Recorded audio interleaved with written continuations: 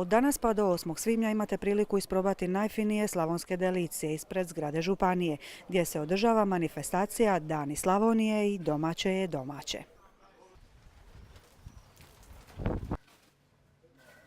Radi se o prezentaciji i prodaji slavonskih i drugih autohtonih delicija, te prikazu spravljanja hrane na tradicionalan način. Organizator je Udruga branitelja proizvođača Panonija uz potporu grada Šibenika i turističke zajednice grada. U Šibeniku smo prvi put na ovakvoj organizaciji. Nadamo se da nije prvi i da neće biti zadnji.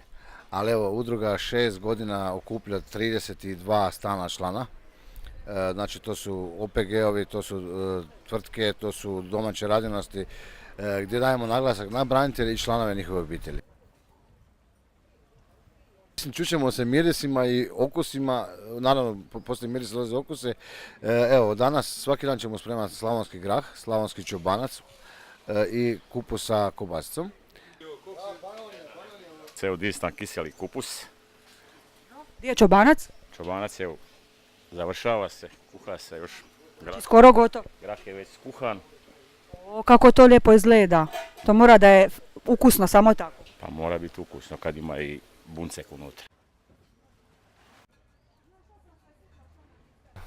Eto, kao što vidite, bavimo se suhomesnatom prodajom proizvoda od crne slavonske svinje.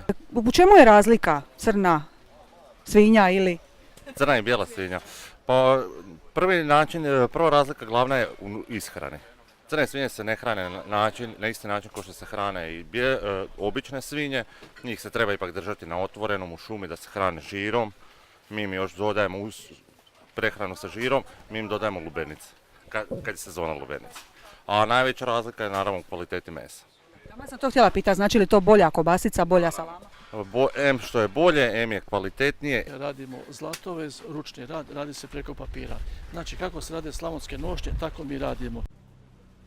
Prekrasno izgleda. Koliko je teško raditi tako nešto? Pa gledajte, znači ubod do uboda mora ići.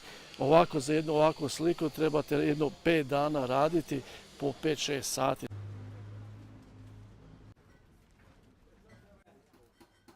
Evo, odmah pitanje za početak. Prave li Slavonci najbolje kolače?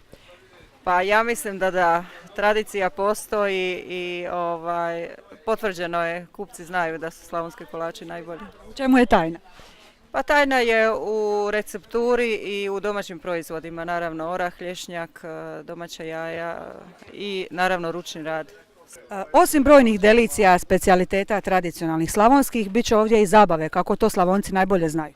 Naravno, evo, sutra nas stiže u goste, znači u goste, vama u goste, kulturno-umjetnička udruga Krista Sladorana i Županje. Oni su već vaši više puta nastupili u Šibeniku, tako da nisu nepoznati.